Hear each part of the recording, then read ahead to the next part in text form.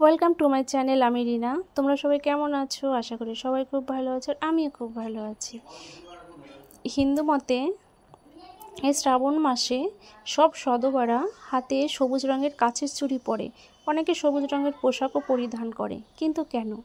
কারণটা অনেকেরই অজানা।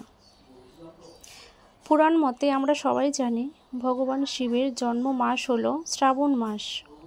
ভগবান শিবের আরেক নাম হলো পশুপতি, এবং ভগবান শিবের প্রিয় রং কিন্তু সবুজ রং। তো ভগবান শিবের পশু পাখি খুবই প্রিয়, আর পশু পাখি লালিত পালিত হয় সবুজ গাছপালায়, সবুজ প্রকৃতিতে, তাই তো? সেটা আমরা সবাই জানি। তো শ্রাবণ মাস যেহেতু সেটা বর্ষাকাল, তো বর্ষাকালে প্রচুর বৃষ্টি হয়, আর বৃষ্টি হওয়ার কারণে সবুজ গাছপালা প্রকৃতি এবং সবুজে সবুজে সেজে ওঠে। তো ভগবান সেই জন্য এই মাস খুব আনন্দে কাটায়, কারণ তার জন্ম মাস এটা, এবং তার প্রিয় পশু পাখি খুব আনন্দে থাকে, তা ভগবানও খুব আনন্দে থাকে।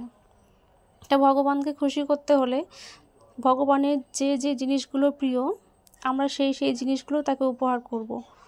তাহলে ভগবান আমাদের উপর সন্তুষ্ট থাকবে এবং আমাদের সংসারে সুখ সমৃদ্ধি হবে, আমাদের সন্তান স্বামী, আমাদের পরিবারের সকল সদস্য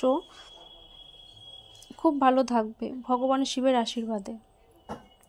সেই জন্য আমরা ভগবান শিবকে খুশি করার জন্য এই শ্রাবণ মাসে সব সধবারা সবুজ রঙের কাচের চুড়ি হাতে পরি এবং সবুজ রঙের পোশাক শরীরে পরিধান করি, কারণ ভগবান শিব ঠাকুর আমাদের উপরে সন্তুষ্ট হবে এবং ভগবান শিব দু হাত ভরে আমাদেরকে আশীর্বাদ করবেন, যাতে আমরা খুব ভালো থাকি, তাই না? আমাদের পরিবারের লোকজন খুব ভালো থাকে।